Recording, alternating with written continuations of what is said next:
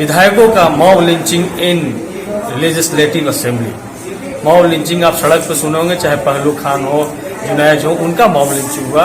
लेकिन पहली बार विधानसभा के अंदर सतीश कुमार को जो मुखर होकर के हम विरोध कर रहे थे, उस बिल का नारेबाजी कर रहे थे, हमको डीएम खींच करके अपने निजी बाउंसरों को सौंपते हैं और अभी हमारे साथ विधायक सतीश दास जी है, जिनको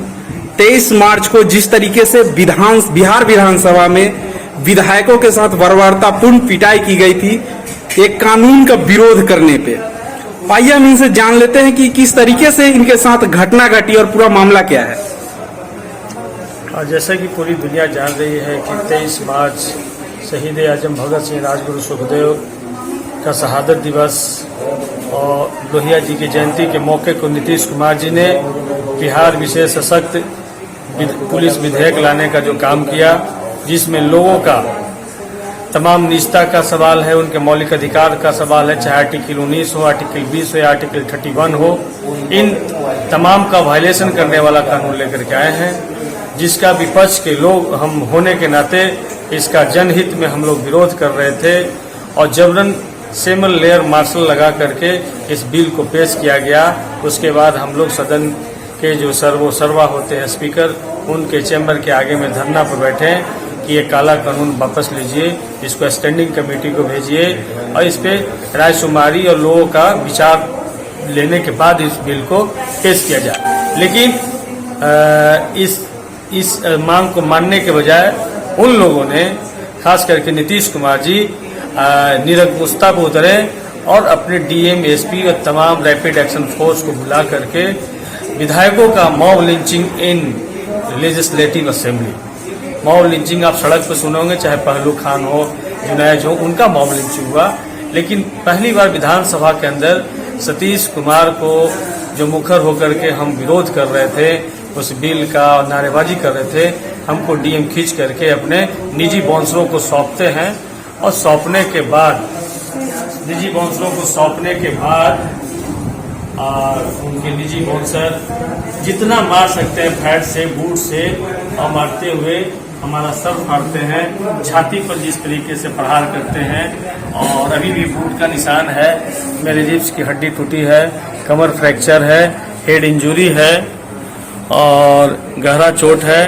जिसके वजह से अभी तमाम तरह के रिपोर्ट आ रहे हैं और बेहतर इलाज के लिए दिल्ली सजेस्ट किया जा रहा है। तो ये पूरे तरीका से एक जो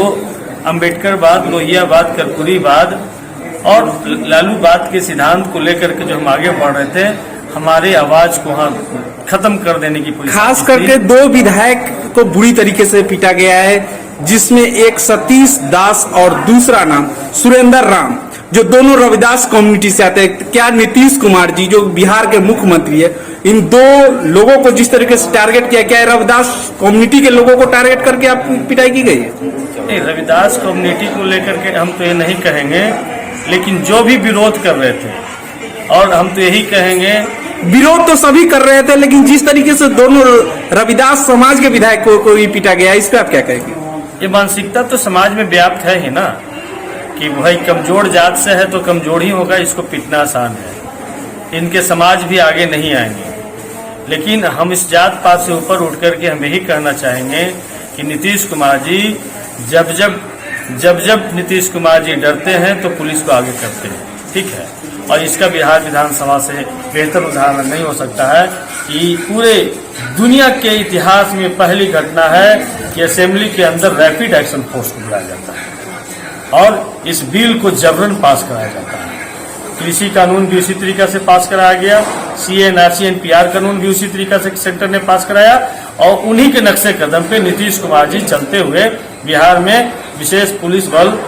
कानून को लेकर के आए हैं और पास करवाए हैं। तो नीतीश कुमार जी आमदा है कि योगी आदित्यनाथ का चोला कैसे ही अपने धारण कर लें, उनका जो ड्रेस है वो कैसे धारण कर लें। रविदासिया कम्युनिटी को आप क्या संदेश देना चाहेंगे?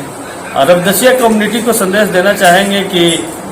उनके बीच से जो लीडर निकल रहे थे उनके ऊपर इस तरीके का प्रहार हुआ है, तो सब लोग आगे बढ़िए, जागरूक होइए और अपने बीच से जो लीडर हैं उनको बचाने का, उनके मान सम्मान में सड़क पर उतरिए। अगर सड़क पर उतरे कोई न्याय नहीं मिलेगा। इसीलिए हम कहना चाहते हैं कि निकलो घर मकानों से और जंग लड़ो बेईमानों से, निकलो घर द्वारों से और जंग लगो गद्दारों से। इसीलिए हम कहना चाहते हैं कि हम सब कल लड़े थे गोरों से, आज लड़ेंगे चोरों से। जी बहुत बहुत धन्यवाद।